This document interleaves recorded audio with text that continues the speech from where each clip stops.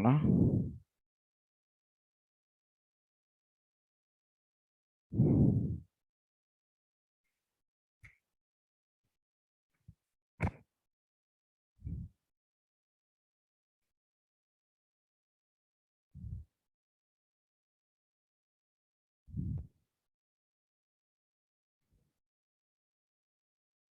Voilà. Donc, j'y suis. J'y suis. Je suis. Ça charge. Voilà. Je suis dans les gestionnaires de la base de données Oracle, les gestionnaires graphiques qu'on appelle les SQL développeurs. Donc, voilà, j'y suis.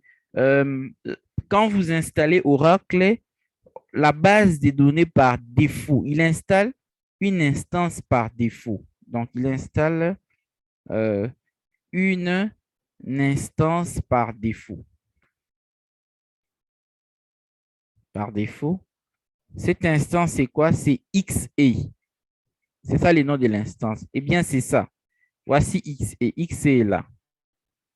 Voilà. C'est l'instance par défaut que Oracle installe. XE. Il est là.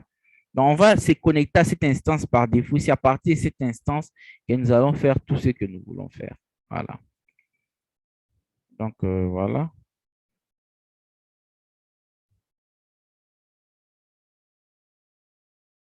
Voilà. Donc, je me lance. Je clique sur XE.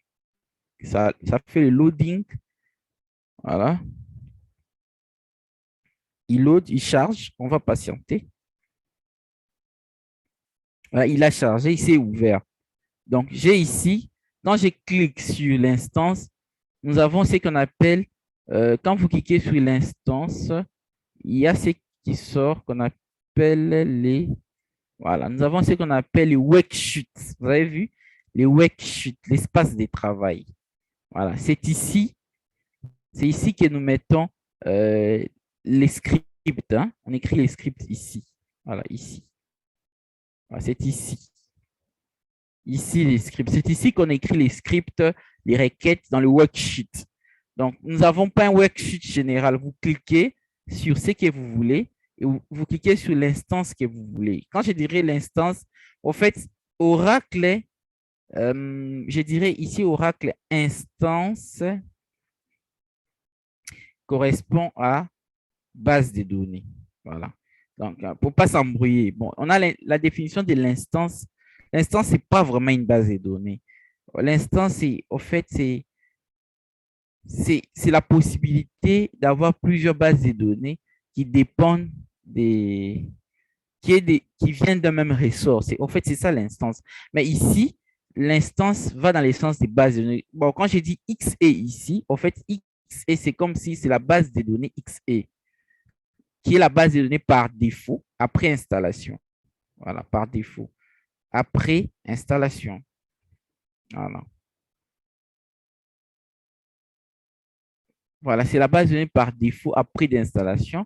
Je dirais c'est système. Voilà. Donc, voilà, j'y suis. Et dès que j'y suis, je vais créer. Ce que je vais créer plusieurs requêtes. Je vais créer des requêtes. Voilà, des requêtes. Je vais créer des requêtes. Je vais créer des requêtes. Des requêtes. En fait, pour l'instant, ce que je vais faire, je vais créer des requêtes. Je vais créer des tables. Je vais créer des tables que nous allons exploiter durant la formation. Voilà. Bon, on ne va pas entrer en profondeur dans la conception des tables et des bases de données avec Oracle. Donc, on ne va pas entrer en profondeur. C'est presque comme SQL Server. Vous venez ici dans Table. Donc, si c'est votre base de données, vous faites Table, vous cliquez New Table. Voilà, quand vous avez New Table, voilà, voilà, il y a tout. Voilà, système,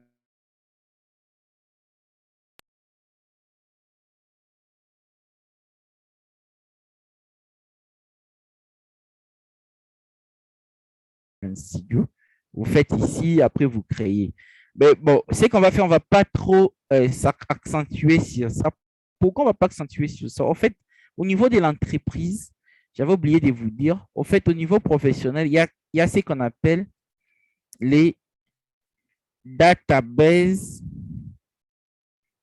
Nous avons celui qu'on appelle, nous avons celui qu'on appelle les,